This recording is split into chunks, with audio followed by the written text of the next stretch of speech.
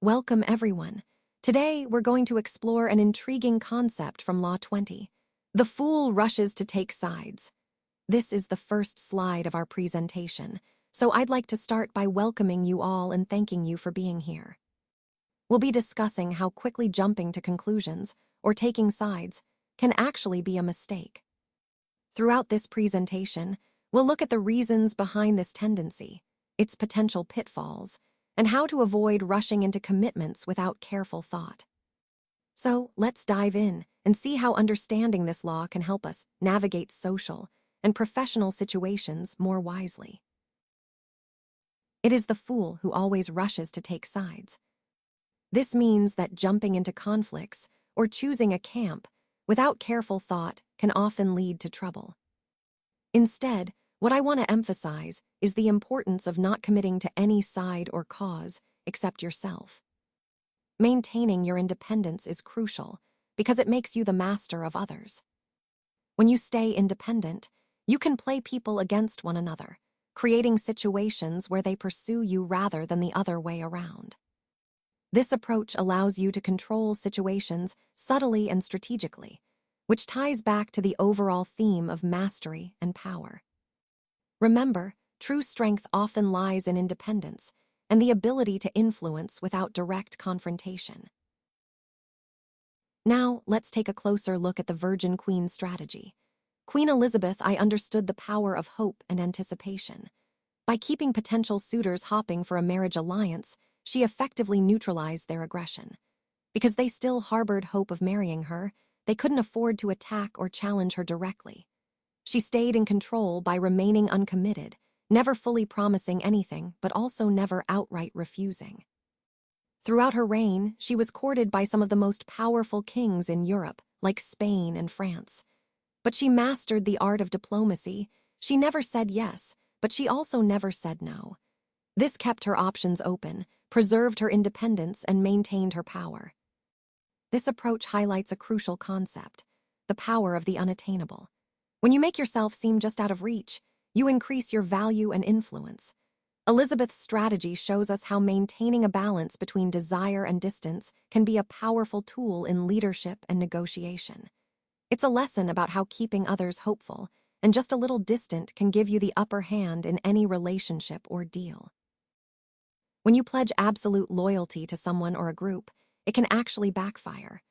People tend to stop trying to impress you because they realize they already have your loyalty. As a result, they might put in less effort to win your favor. Instead, they focus more on those who remain independent and keep their options open. This is a crucial point because it shows how too much loyalty can reduce your influence. Now, moving on to the next idea. When you commit or become too involved with a person or group, you risk losing your power. You might think that commitment strengthens your position, but it often does the opposite. Once you're seen as a possession rather than a prize, your leverage diminishes. You become more of a tool for their use rather than someone with control or influence. So the overall theme here is about balance. While loyalty and commitment are valuable, overdoing it can cause others to lose respect and reduce your power. It's about understanding when to hold back and keep your independence to maintain influence and leverage. In this slide, we see a classic example of manipulation and self-interest. The person in question allows others to fight and weaken each other, all the while maintaining the appearance of being a neutral friend to both sides. It's a strategic move. By letting them exhaust their resources fighting his proxy wars, he ensures there's nothing left to threaten him. Then, when they're vulnerable and exhausted, he swoops in to eliminate them both. The key takeaway here is that his loyalty is only to himself, not to any side or cause. Now, shifting to Renaissance Italy, Cesare Borgia exemplifies this kind of masterclass in non-commitment. The powerful families, the Orsini and Colonna, were longtime enemies. Instead of choosing sides, Borgia promises alliances to both. This way, he keeps his options open, playing both sides against each other to maximize his own advantage. What's important to understand here is that Borgia's tactics reflect a deep understanding of power dynamics, using promises and alliances as tools to serve his interests, rather than genuine loyalty. This approach fits perfectly into our overall theme of strategic manipulation and the importance of self-interest in the game of power. Let's talk about some keys to power that can really make a difference in your influence. First, by not taking sides, you position yourself as the judge. This means you become the neutral party everyone turns to when disputes arise.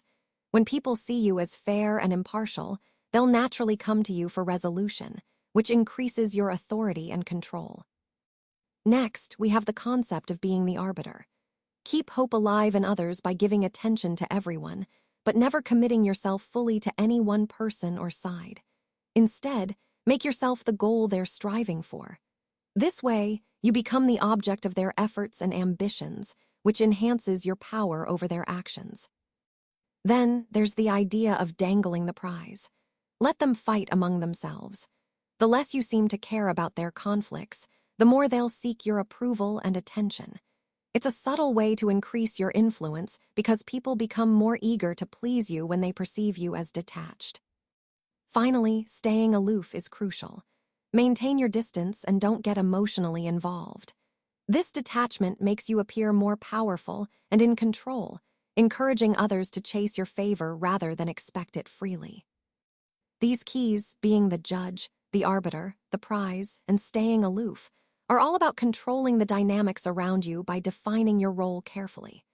When mastered, they can significantly boost your influence and authority in any situation. Let's talk about the reversal and the danger of isolation. Sometimes, it's strategic to commit emotionally to no one, but outwardly when it's necessary. This means you might show some level of commitment to others, but only when it serves your overall goals. The key here is that sometimes you need to commit to prove you're not an enemy, to build a certain trust or avoid suspicion. However, you should do this carefully, only when it benefits your long-term interests. It's important to understand that total independence can backfire. If opposing sides catch on that you're playing them or that you're not truly committed, they might band together against you. So, maintaining some strategic commitments can prevent that kind of isolation or being targeted. Now, when should you commit? That's the critical question. The right timing depends on your assessment of the situation, your goals, and the potential outcomes. Knowing when to hold back and when to show commitment can make a huge difference in maintaining your influence and safety in complex interactions. All right, let's take a moment to acknowledge the sources behind the visuals we've seen today. The first image, which illustrates strategic thinking and leadership, comes from Calm. It captures the essence of teamwork and the importance of planning and decision-making in a competitive environment.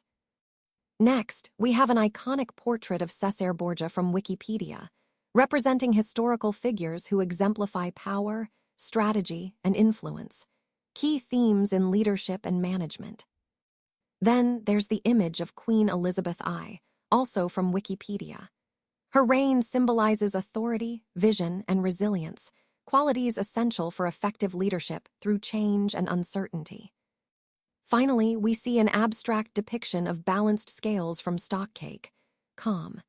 This image reminds us of the importance of fairness, ethics, and the weighing of options, core principles in making just and balanced decisions. Together, these images and their sources highlight the diverse elements that contribute to successful leadership. Strategic planning, historical insight, resilience, and ethical judgment, all integral to the overarching theme of today's presentation.